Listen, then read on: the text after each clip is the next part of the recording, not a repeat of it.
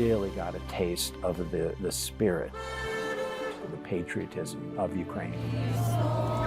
They need to come back alive. My pain is because I want to help them. This is gonna change the world.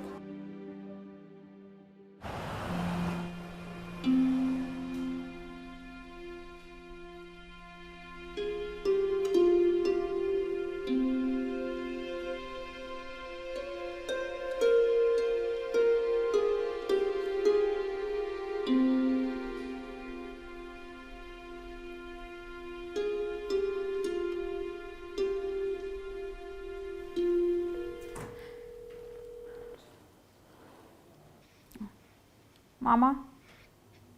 Алло. Мам, ну як ти там? Да. Я иду. У тебе все хорошо? Да. Да, слава Богу, наче пока. In the first day, we like talk a lot.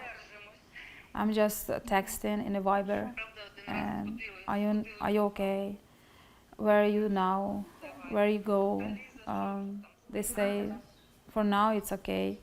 You still kind of inside don't believe it's gonna happen because it looks insane to do something like that, right? Your human part is saying you it's impossible. Like in 21st century starts the war against like an independent country, full scale, but rational part is saying, well, the war is ongoing for 8 years already. It's just in its cold state. It's not an active state. So, and the goals Putin set for this war, he's losing these goals. So he's like trying to make a next move. Well, I woke up on Thursday morning and I had my phone. My phone was blown up. There were many messages from local people that knew me that were messaging me to support, from my friends and family from Ukraine that told me that, hey, we woke up to bombing, we woke up to shooting. I was literally heartbroken to see my country being just destroyed, and I felt helpless. And so here I am, safe in the United States, watching people that I love having bombs dropped on them and having their lives turned upside down.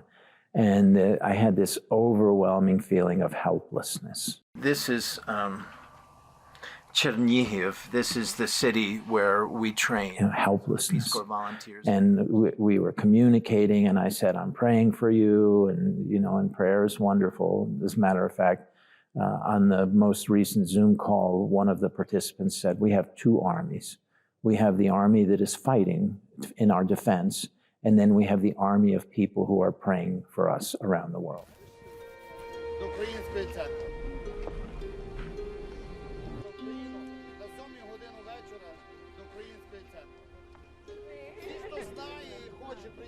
Hello, my name is Oksana and I'm Ukrainian.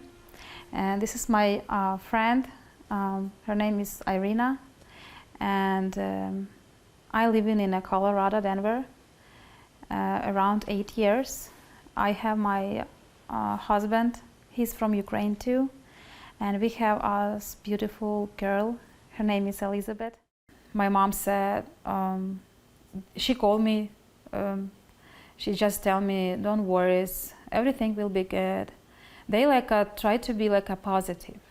All of my family, they stay in Ukraine now, and my husband's family too. Like us parents, my sister, my heart is broke now because everybody knows what's going on. So my name is Taras Overchuk. So I'm originally from Zhytomyr. It's named Oblast, Zhytomyr Oblast. My mom and my father are from that region. Actually, my wife is from that region as well. It was in 2012 when my company agreed to transfer me and came here, and they sponsored me a green card, so now I'm a citizen of the United States. For me, I didn't see the future for myself, first of all, and I didn't see the future for my kids. You probably can see what's going on in Russia right now. The country is from my perspective, getting to the bottom of what the society could be. There is no freedom, like no freedoms at all, not to speech, no.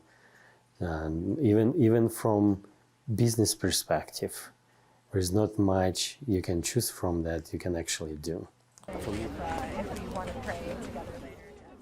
My name is Kate Bennett. I'm Ukrainian and I moved to the United States 5 years ago. I've been in Grand Valley for 3 years, and last year I opened New Era Refillery. It's eco-conscious business that helps people to reduce the amount of plastic that we use, provides clean ingredient products to people, and just stands by ethical and conscious consumerism. I remember people asking me about it as it was escalating already for the past month. Like, was my family safe? And everybody was like, everything's gonna be fine. And I thought that everything's gonna be fine. I never thought that something like this could happen in our modern days. My name is, in Ukrainian, Andriy Lenech, and it was anglicized as Andrew Lennox, and I go by Andy. I was born and raised in Poughkeepsie, New York, in the Mid-Hudson Valley, in a bicultural household. We spoke Ukrainian exclusively in the house. It was my first language, actually. And I went to Ukrainian camps in the summer, and I went to Ukrainian school on Saturday, and was just totally immersed in the culture and the language. My parents were political refugees. So after World War II, both of my parents were from Western Ukraine in what's called Lvivska Oblast. And Oblast is equivalent to a state in the United States. So you're hearing a lot on the news about people, the reporters in Lviv and Lvivska Oblast. That's where my parents were from. After World War II, they escaped Ukraine to get away from communists. There were the major reprisals. My parents were very patriotic, and they wound up in a displaced persons camp in Germany, where they met each other and married and eventually emigrated to the United States. I first visited Ukraine, I'll back up a little bit, when I was 17 years old in 1971. And the Iron Curtain was still very much alive and well. And I was raised in the rock and roll 70s, and I went over there and was kept at the airport in customs in Moscow for 3 hours. And everything was taken out of my luggage, my socks were unrolled. So it was a real eye-opening experience, just a culture clash. But at the same time, once we finally made it to Ukraine, I was able to meet young people. I was with my mother, and she went with her friends, and she left me with college kids, and we would spend time together. And I really got a taste of the spirit, the patriotism of Ukraine and Ukrainians.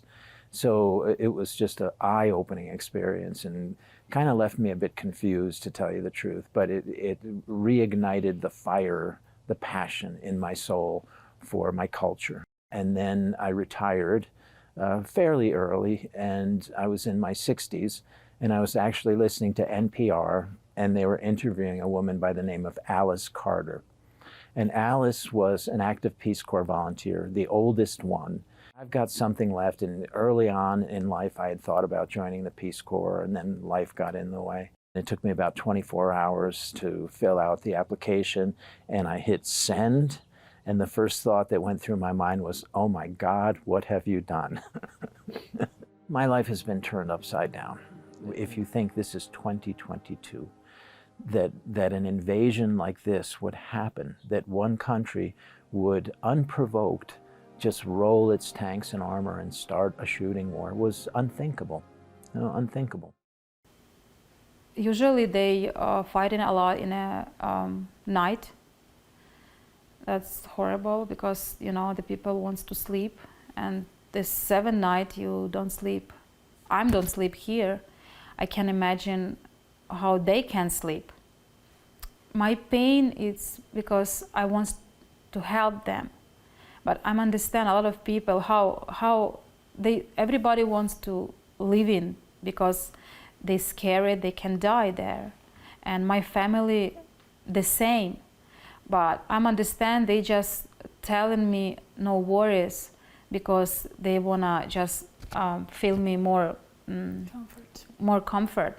But I'm understand because I saw my mom's eyes, and she just tell me, no worries, everything will be good. But nobody knows. Nobody knows.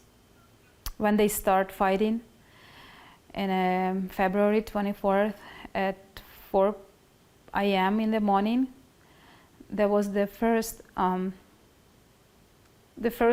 they start to fighting with the flights, and when we call us parents, they just start to running because everything was in the fire, and that's so scary. There was a lot of panic, and they have a fear. Mom just crying, and we don't know what to do, what we have to say. I'm feeling like I can't do nothing. I'm just crying and try to not crying and crying and talk to somebody, talk to my mom. It's make me more easy to feeling this pain. And of course, it's a huge fear inside, because every second I thinking about my family. Yesterday morning, I was text my friend from the university, and he now in the Kiev, and he just texts me, I'm so scared. I don't know if I'm gonna stay alive tomorrow. It's so scary. For me, it was really hard to sit and do nothing. So I tried to connect with my friend and see what we can do, like maybe bring some supplies, etc., and start something. So I asked my friends to spread the information that I'm trying to collect some money and buy a car. So my plan was to buy a car in Poland, drive in, because there is no plane to Ukraine apparently. So the plan was to buy a car in Poland, drive in, spend some time, donate the car and return. So that's kind of was my plan. Visit my relatives and see what is necessary the most. Meet the military guys, meet the volunteers. First I came to Lviv. I found a place to stay, which is not an easy task. Lviv is overcrowded, and just even renting or finding a room in any kind of hotel is impossible. It's at 100 capacity, at least at the moment I was there. So I didn't take a lot of pictures on my trip, but I did some.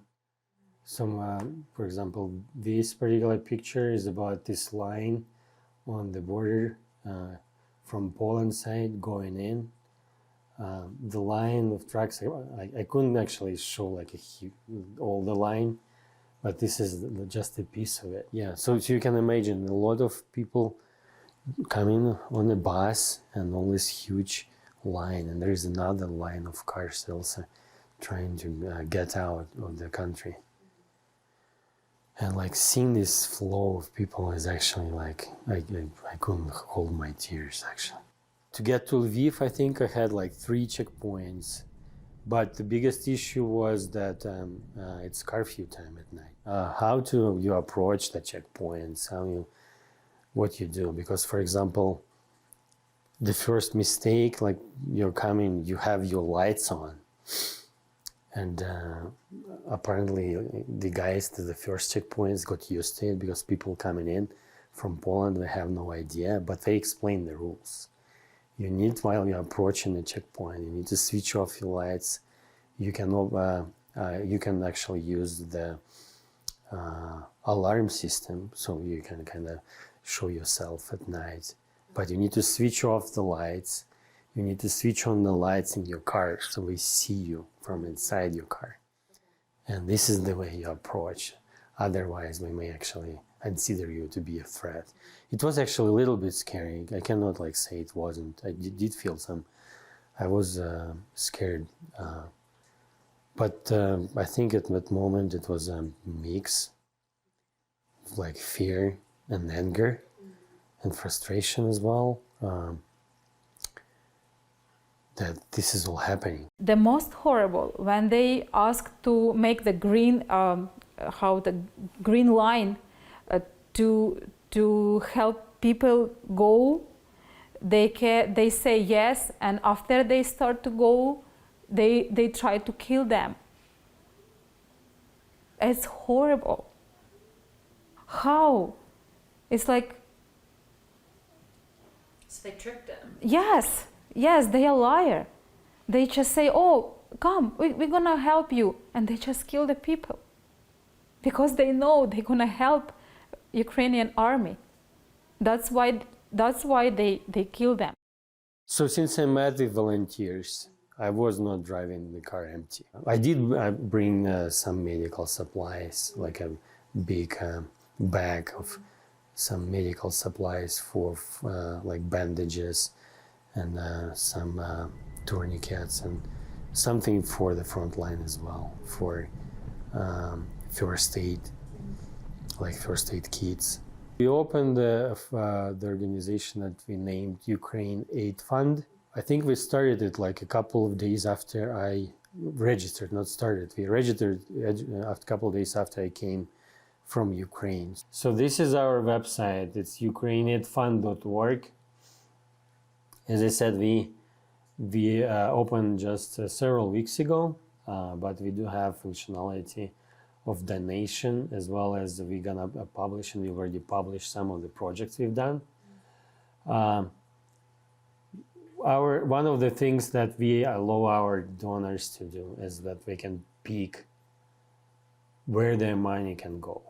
For now, we split it to 3 buckets.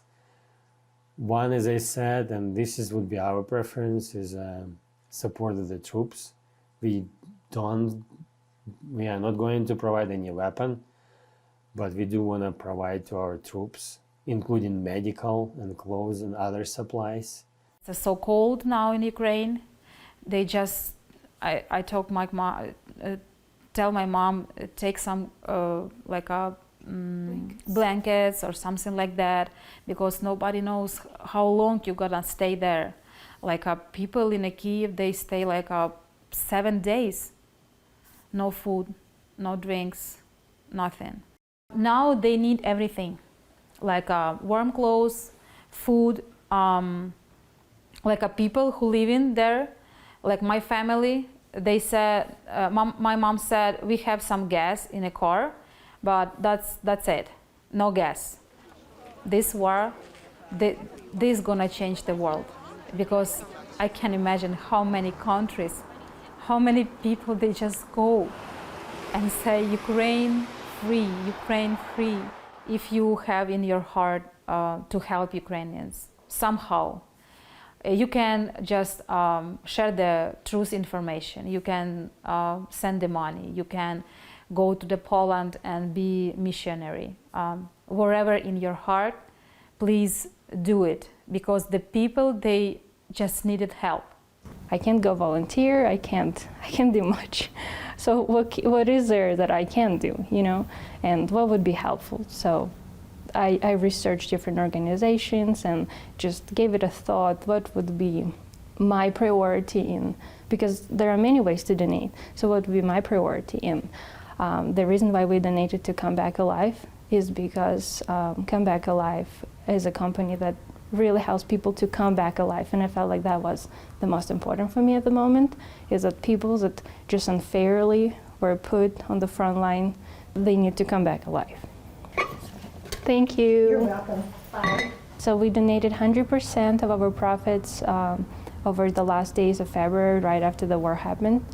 So we raised all in total over $2,000, and people showed so much support and love, and I was hugged. I was given different cute small handmade gifts, postcards, bread. There were even some people that I've never seen before, and I don't know if I will see them again, that would just drop money in the donation jar and leave, without anything to say. And it was overwhelming. People made me cry. I was crying for 3 days straight. It was beautiful. We are all mobilized. We are all mobilized. And Ukrainians of Colorado is well positioned. We all have great contacts in Ukraine. I have my own personal great contacts in Ukraine. So it's like, what do we do? How do we take this to the next level? From a small, and we are a 501c3, but from a fairly small, localized and locally focused organization to we need to ramp up, we need to collect money, we need to figure out the logistics, what the needs are, how to address these needs as quickly as possible. What we're trying to do is supply the humanitarian aid.